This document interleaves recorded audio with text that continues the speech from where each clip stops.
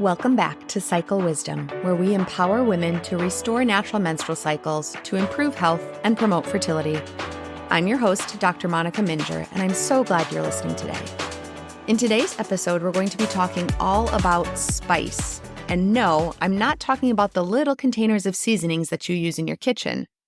SPICE is an acronym that was created to be an integrated approach to help you connect with your spouse, or for those who are not married, to connect more deeply with your family or your friends. I'll start off with talking about each component of SPICE, as well as give you some examples of different ideas to specifically carry out each of these different areas. As always, we'll talk about ways that you can learn more about charting your cycles and utilizing SPICE on a daily basis.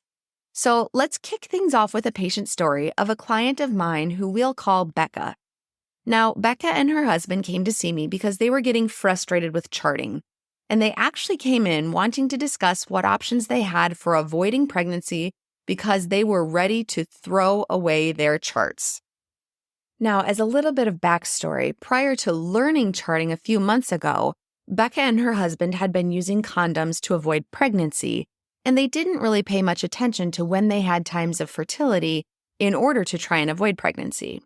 However, after learning that using condoms during your fertile window significantly decreased the efficacy of condoms in preventing pregnancy, they decided they needed a different plan, as they both had a very strong conviction to avoid a pregnancy for their family, at least for another year until they both finished graduate school.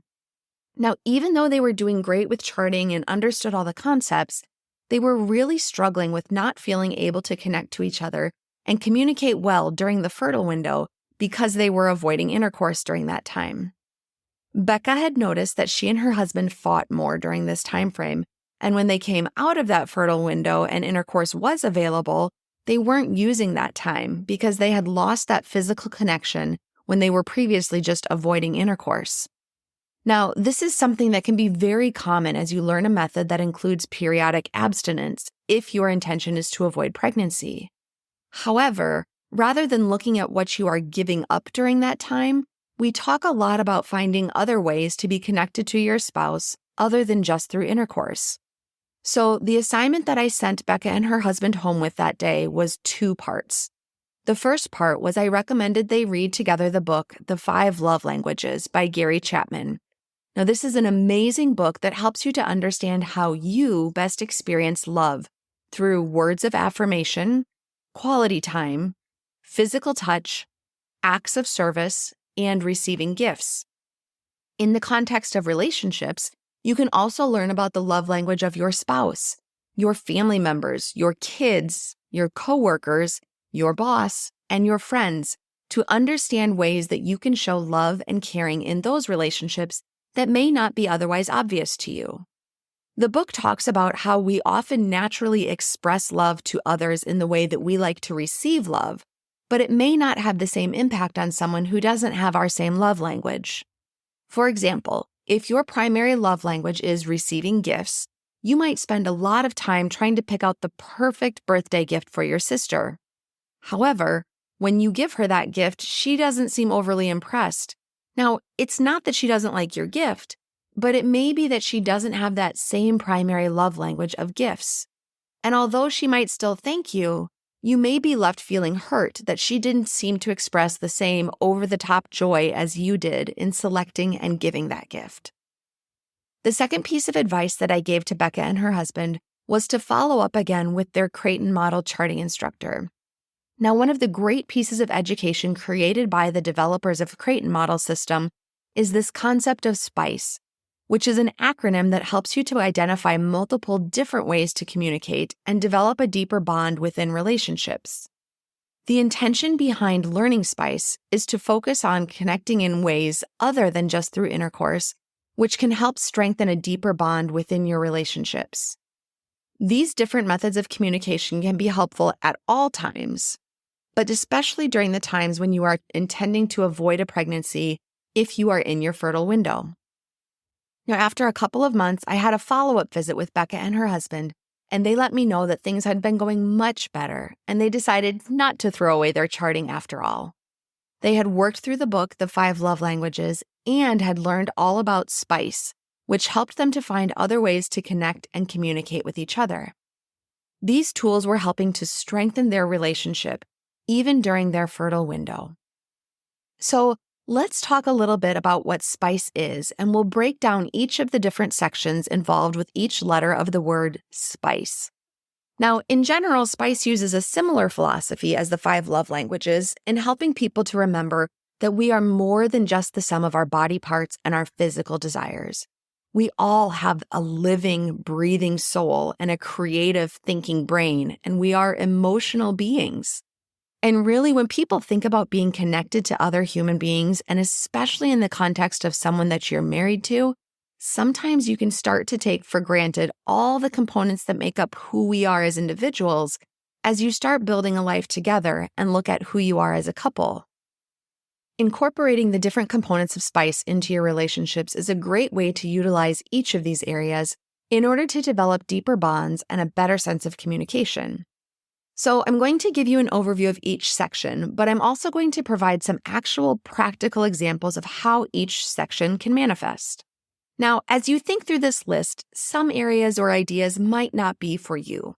However, there are probably at least a couple ideas within each section that may resonate as a way that you would be comfortable sharing time with another individual to deepen that relationship. The other thing I want you to keep in mind is that even if you aren't married or in a romantic relationship, there are things on this list that will help you connect more deeply with your family, your parents, your siblings, your kids, your coworkers, and your friends to have a deeper bond with those people as well. So, each letter of spice has a particular component, and the first letter of spice that we're going to talk about is S, which stands for spiritual. Now, for some people, spiritual equates to religious, but it doesn't always have to. Spiritual connections may involve developing a deeper relationship between yourself and your higher power, but it also involves sharing those spiritual connections with someone else. So, this may be praying together or attending a worship or church service together. This could include going out and enjoying nature together. Sharing a spiritual connection might be sharing a miracle that you observed today or something fascinating about your world. For others, they may choose to attend a couples retreat or some other activity that helps with strengthening their bond. Spiritual can also be something as straightforward as serving one another, whether that's through an act of service like taking care of all the laundry or cleaning the house, but with a focus on meeting someone else's needs in a way that is beyond yourself. The next letter in spice is P, which stands for physical. So physical in this case is going to include things that are not specifically intercourse, and especially if your intentions currently are avoiding pregnancy, we want you to have other physical things that can happen that don't need to lead to intercourse. Now, it's important to have a discussion ahead of time, especially with this area, because for some people, receiving a back massage is great, and that can be the end of the story. For other people, though, they feel like a massage necessarily leads to something more. So talking about what works best for you in the context of your physical relationship will help you figure out meaningful ways of connection in order to respect your intentions regarding achieving or avoiding a pregnancy during certain times. Some examples of physical connection may be as simple as greeting each other at the door with a hug and a kiss, or holding hands when you go out for a walk. You can also help encourage each other to be more healthy with movement or eating habits. So go for a walk together or exercise together. Go for a bike ride or play pickleball or engage in other team-based sports. You can also work on a project together or watch a favorite movie or TV show together. Anything that involves physical connectivity. The next letter in spice is I, which stands for intellectual. So we're going to be thinking about things that really make you think or philosophize about a certain topic. So some examples may include discussing books that you have read, or even agreeing to read a book together and then discussing that book. Talk about current events, listen to podcasts together, and talk about things that you're passionate about, or discuss personal, professional dreams and goals. All of these are great ways to connect with somebody on a more intellectual level. You may also choose to take a class and learn something new together, or play a thinking game. Anything that involves you using your brain in a way that helps you connect and learn more about that person that you are developing a relationship with. The next letter in SPICE is C, which stands for creative. So think about different ways that you can either create something or think outside the box. Sometimes this may be an element of surprise or mystery, like planning a surprise date night for your loved one where you plan everything and just let them know they need to be available at a certain time. Other creative things may include writing special notes or love letters expressing how much you love each other or what you love about each other. Send surprise flowers to someone's workplace or plan a trip together. You can also take creativity to mean creating a new project. So think about a crafting project or a house project that you can work on together. Take a class where you learn a new art form together. You could also schedule a monthly date night, talking just about you and the person you're connecting with, what you're interested in, goals and dreams you may have. This creativity helps with a sense of newness and excitement amidst other things that may be happening in your life. In the context of a non-romantic relationship, this may be scheduling a phone call date with a friend every week to discuss the most recent TV episode you are both watching and connecting about what happened this past week. And the final letter of SPICE is E, which stands for emotional. Now, the intention here is to remind ourselves that we are all emotional beings. Even the most stoic person who doesn't ever seem to cry or laugh or smile or always acts like everything is just fine. The reality is that none of us are created without emotions.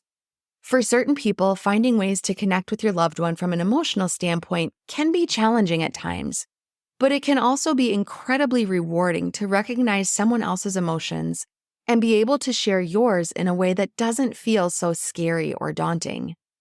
And remember, emotional connections don't always have to be serious or sad or deep. In fact, it may be easier to start with trying to do something silly together. Think back to stuff that you maybe would have done during your childhood, like roller skating or ice skating or playing laser tag or going bowling. Something that will help you to just laugh together and be able to break out of your normal routine. Have time together each evening to just talk and relax. The important part is making the time and finding when that is best for you, either at your evening meal or after the kids go to bed at night, or some other time that works best for both of you. It's so important to prioritize the time to relax and talk about hopes and dreams. Now, this concept seems so simple, but many of us know of relationships that are lacking this component, and having that emotional connection can make all the difference in the world in how well you feel like you're communicating. Emotional connection also involves being open to trusting each other, crying together, and listening to each other. Let yourself be vulnerable and not feel like you always have to have on a happy face to the world all the time, because that can be overwhelming in and of itself. Connecting with another human being in a real, emotional way can make all the difference in the world with your relationships, your sense of self, and how you interact with everyone around you. Imagine if your relationships with your spouse, your family, and your friends involved even a fraction of the ideas that I gave you today. How could that make your connections deeper and more meaningful? I would love the opportunity to help you learn more about charting your cycles in a way that honors those connections and realizes you as a whole person who is spiritual, physical, intellectual, creative, and emotional. I would love to get you connected with one of our charting instructors. If you're ready to work with our elite team of healthcare professionals, go to our website, radiantclinic.com, to schedule a free discovery call with me and learn more about our package-based pricing for healthcare. We are currently able to see people for in-person appointments in the Cedar Rapids, Iowa area, or can arrange for a medical telehealth visit if you live in the state of Iowa or Illinois. Thank you so much for listening to this episode.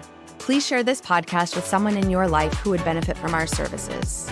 Remember to subscribe to this podcast for more empowering content. I sincerely appreciate your support, and I look forward to sharing more with you on our next episode of Cycle Wisdom.